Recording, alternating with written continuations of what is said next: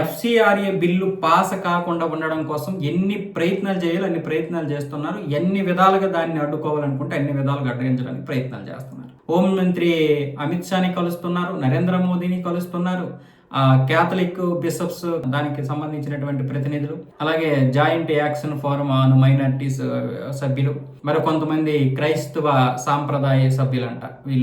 వీళ్ళందరూ కలిసి మొన్న 6వ తారీఖున కలిశారు.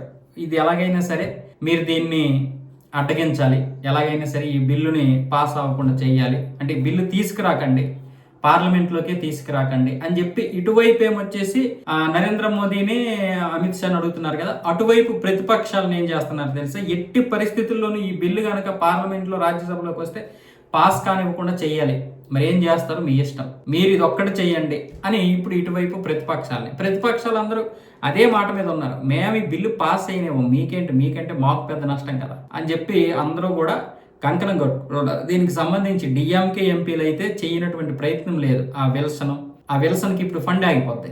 చాలా మంది ఇప్పుడు ఉన్నారు, కేరళలో ఉన్నటువంటి ఎంపీలు, తమిళనాడులో ఉన్నటువంటి ఎంపీలు, అలాగే మిగతా మైనారిటీ ఎంపీలు అందరూ కూడా ఈ బిల్లు మీద ఇప్పుడు ఏడుస్తున్నారు.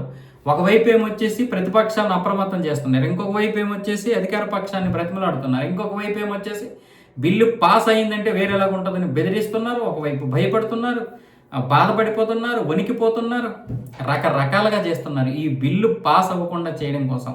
అంటే రేపు సోమవారం రోజు మళ్ళీ పార్లమెంటు సమావేశాలు మొదలవుతున్నాయి కదా ఈ వారము.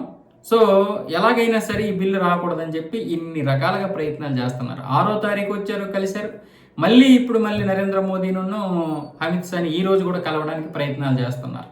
ఎన్ని సంఘాలు ఉన్నాయో అన్ని సంఘాలు ఎన్ని విధాలుగా, అంటే మా ఓట్లన్నీ మీకే సార్, మా ఓట్లన్నీ మీకే, మీరు ఈ బిల్లు ఆపండి, ఇంతకుముందు మీకు సపోర్ట్ చేశాం కాబట్టి మీరు 3వసారి వచ్చారన్న విధంగా కొంతమంది అయితే ఏకంగా అంటే ప్రసన్నం చేసుకోవడానికి మాట్లాడేస్తున్నారు. ఈ బిల్లు పాస్ అవ్వాలి ఎట్టి పరిస్థితుల్లోనూ, వాళ్ళకి తెలియదా? అంటే ఈ బిల్లులో ఏ లొసుగులు లేకపోతే వీళ్ళు ఎందుకు ఇంత పాముకుంటూ వస్తున్నారు? అంటే ఎన్ని లొసుగులు ఉన్నాయి చూడండి. బిల్లు పాస్ అవ్వడం అంటే ఈ డబ్బులు రాకుండా ఆగడం కాదు. ఈ యొక్క డబ్బుకి విదేశాల నుండి వస్తున్నటువంటి ఈ యొక్క డబ్బు ఏదైతే ఉందో ఈ డబ్బుకి పారదర్శకత్వం కావాలి, ట్రాన్స్పరెన్సీ కావాలి అని అడుగుతుంది కేంద్రం.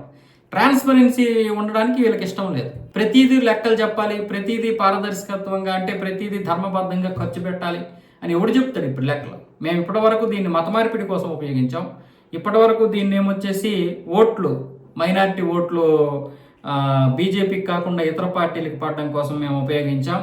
అలాగే దీన్ని ఇప్పటి వరకు సహాయం పేరుతో చాలా మందిని మా వైపు తిప్పుకొనేలా చేశాం. ఇప్పుడు దీనికి ప్రతిదానికి లెక్కలు కావాలంటే ఎవడిస్తాడు?